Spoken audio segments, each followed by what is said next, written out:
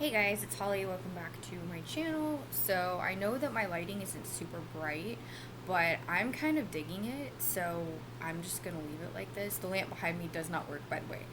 Um, or actually it does, but I've got two other salt lamps plugged in. So anyways, today's video is going to be on hustle culture. So most of you probably know what this is. And this is just something that I've actually been wanting to talk about for a while. I will not make this video really very long, but I felt like this was a really good topic to touch on, especially when we're thinking in regards to mental and emotional wellness, but this plays in a lot physically as well. So, first off, if you're watching this video, you probably have an idea of what hustle culture is.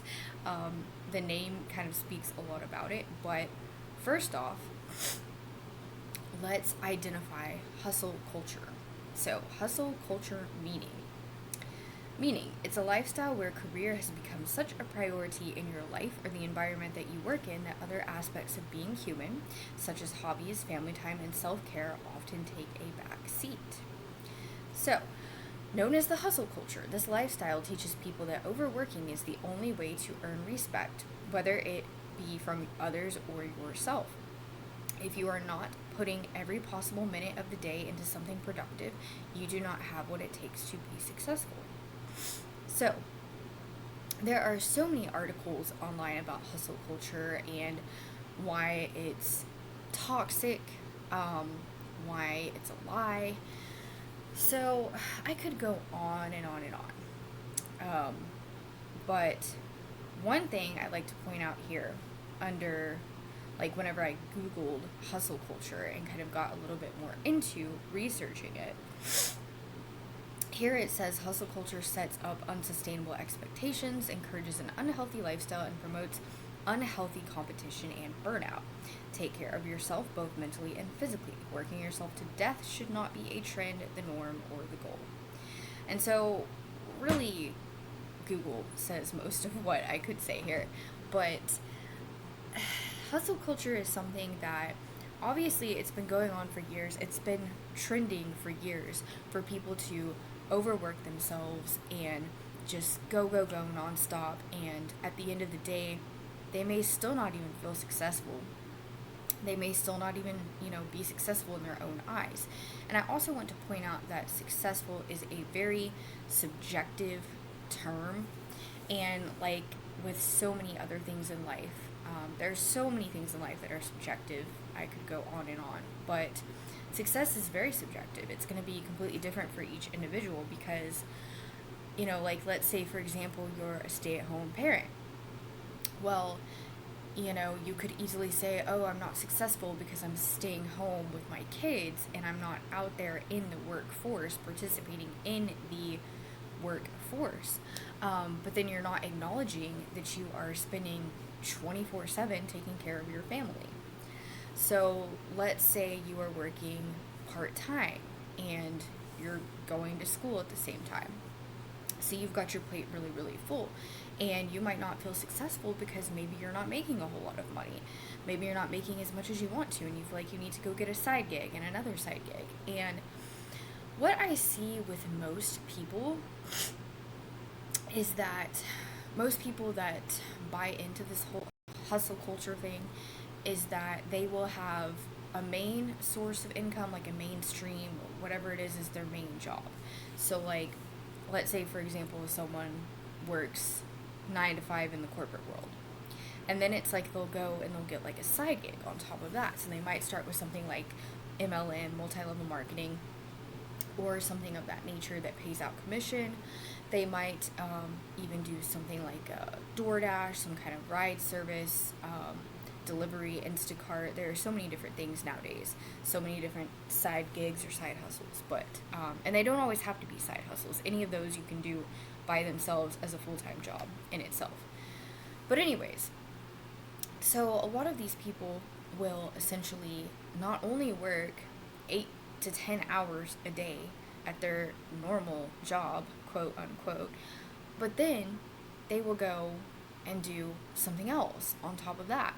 And these are people with and without kids, with and without families to take care of. And I know, like, me as a parent and as a single mom of two young children, I cannot fathom being at work the whole entire day. Like, let's just say from 8 to 5 or 6. Because a lot of people are. And hustle culture has made an 8-hour workday into often a 9 or 10-hour workday, if not more. And so I just can't imagine working all of that time and then getting off and then going to do something else for work and then getting home to my children when they're like ready to go to bed or they're like already in bed. And that's just my personal opinion. And I want to point out that there are some people that use working as a coping mechanism. And I think this is pretty obvious, but it is a very common thing. And I fell victim to that many, many years ago, especially before I had kids, when I had the ability to just completely immerse myself in work. I mean, work was my life. Work was like the majority of what I did. Now, I did still take care of myself. I would still work out every single day, and, I would go to the spa and do all of these things, and I was very, very good with self-care on a physical level, but I was just immersing myself in work as much as I possibly could so that I could be occupying my mind and not really thinking about anything else. And so that's what I did for a long time, really for years. And then, of course, whenever I got ready to have children and life changed, and it kind of put me in a position where I needed to just look at my life from the outside and be like, okay, there are other things that are more important. So overworking is definitely a coping mechanism that a lot of people use, and honestly, if I did not have my kids, I would probably still be working a whole lot, and I think I would be completely immersed in work, whether it be working for money or volunteer work or a combination of the two. And I definitely feel that whenever my kids get older, I will still be working a lot at that time, once I'm an empty nester or whatever. But yeah, so overworking definitely can be a coping strategy that many people will utilize, whether they realize it or not, whether it is conscious or subconscious. And that is a very important thing to consider. So there's nothing wrong with working more than, say, the average person if you are okay, if you're good with it, if you're comfortable with it, and it's not causing you harm. I always say, like, rule number one in life, just do no harm to yourself or anyone else. But if you're working so much that you're putting your health at risk, then that is doing harm to yourself. And if you are neglecting yourself in that way, then eventually, sooner or later, you're going to start having some major problems, be it mentally or physically. You might, first, you would probably start to develop more psychological symptoms, and then following that, you would deal with a lot of the physical as well. And we all know what it feels like. Most of us know what it feels like to be overworked, and it doesn't feel very well. Most of us know what it feels like to be sleep deprived, have headaches, migraines, sometimes even not having time to eat. I know that was a big thing for me back in my early 20s. I would work so much and so hard that I would literally not have time to eat, and then sometimes I would end up getting like dizzy and lightheaded. And that is an example of overworking yourself and putting yourself in a position where that is not healthy. So if you're forcing yourself to go on, very, very little sleep, obviously, a night or two isn't going to be a big deal, but if you're doing it day in and day out, every single day, over time, it's probably going to cause issues for you, physically and mentally. So people that immerse themselves in hustle culture also tend to have crappier diets. They tend to get a lot more food and drink on the go, and they might have less motivation to be healthy. So I really do think hustle culture is toxic. I don't think it really benefits anybody, honestly. I really don't think it does, because if you really think about it, how is it going to benefit you if you work yourself to death and you may have some extra money, but the truth of the matter is, times are changing. We do have inflation. Gas prices have gone up here recently in the time in which I'm filming this video. Food prices have gone up, things have gone up and will continue to go up. And so the truth is, no matter how much you work, no matter how many side gigs you have, or gigs period, you may never fully feel successful. At the end of the day, you may still not have enough money to pay every single bill that you need to pay. At the end of the day, you may still not have enough money to buy something that you really want, or even something that you really need, or pay off a debt. I mean, there are so many different factors and so many different variables that can play into, are you even going to have what you wanted, what you intended to receive from this experience at the end of the day? Because so many times we work and work and work, and sometimes we just have to accept that there are certain things that might not get done. There are certain things that we might not still have at the end of the day, and that's not to say that we will never have those things. It's just to say that we might not always be able to have our cake and eat it too. And so I know a lot of people that have fallen victim to this hustle culture, and it's really sad to see. I definitely do not support people being lazy. I don't support people being lazy, and laziness is one of my biggest pet peeves. But in the same point, I also have a pretty big pet peeve when it comes to people overdoing it, overworking themselves. So I just think that society, I don't even know how it got to be a trend that you should just have all these different things going on, because it really takes from family, it takes from yourself and the things around you, your pets, etc. Depends on what it is for each individual person. And what good does this really ultimately do for society? Takes away, let's say if you're a parent, for example, if you're into this hustling, and let's say you're leaving your kids in the care of someone else for 12, 14 hours a day. Let's just say that. So you're not really actually truly raising your children yourself if you were doing that. If you are leaving them in the care of somebody else. Now, if it's a family member, that's going to be a little bit different. But, I'm just saying, if you have them in daycare, you have a sitter or someone that's not close family, that is caring for your child to that much of an extent, then you're not able to pour into that child what you really intend to. And I know that so many of us, we grow up in a household where we've got one parent, if not both, that's just working nonstop, and we feel neglected to an extent. And so I know for me, with my dad, it was definitely that way.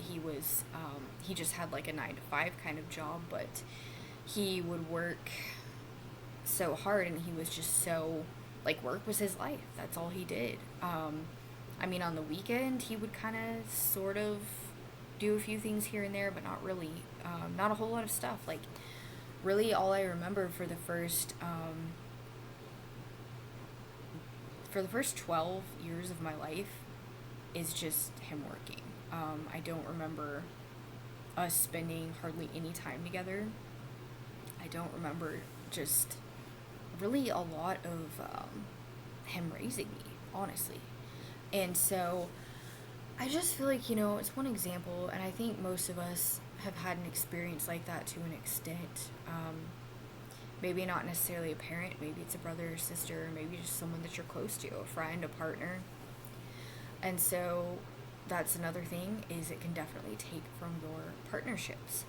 So that's kind of self-explanatory. I'm not going to get into that a whole lot. But anyways, I could go on and on, but I'm not going to tonight because I'm very late. And so again, hustle culture is essentially, to recap, it is this cultural belief, this trend that many people have bought into, in which they should just work, and never rest, never, every second of the day has to be productive, and you cannot, just let yourself relax. Like, you have to keep going and do this and that and all of these things. And so it is a very unhealthy way. It's very unsustainable, and it's just not, it's not healthy mentally, physically, emotionally, spiritually, in any respect. And a lot of people also do this subconsciously, like I said before. So, to recap as well on my opinion about hustle culture, this is just my opinion. I don't feel that it is productive. I feel it's really more counterproductive than productive, honestly. And I feel like it's just something that's just worsening society. I think our society has enough issues, our culture has enough issues, and adding to it by, trying to promote that people be a certain way and overwork themselves is just so toxic. And I see this a lot on social media. I see, I know, like, there's a lot of, there's like this movement that's called like the that girl movement, and it's like that girl is supposed to be like, supposed to be that girl that you look up to, that's got all of her stuff together, and she's getting up early in the mornings, and she's exercising, and she's baking at 5 o'clock in the morning, and she's in bed by 8 or 9, and everything with or without kids. And I think, like, when we look at that, it's like, yeah, there may be some people out there that are filming YouTube videos on this. There may be people out there that are producing content on being that girl or that guy or whoever, okay? But we have to look at it and think, realistically, how realistic is that this day and age? Yes, it can be done, but on an everyday, consistent basis, how realistic is it to do all of these things, never have a meltdown, never feel like you need a break, never just reset? It's just not realistic. And there are some people out there that are a little bit more realistic about it, but they're still buying into that whole hustle culture thing. And it's just, it's so deceiving. And I feel like when you see a lot of the, even like the moms that will film some of these videos, and they'll be like, oh, look at me, I'm up doing this and doing that, and then I'm doing all this on 3-4 hours of sleep, and they don't tell you that, but that's probably what's happening.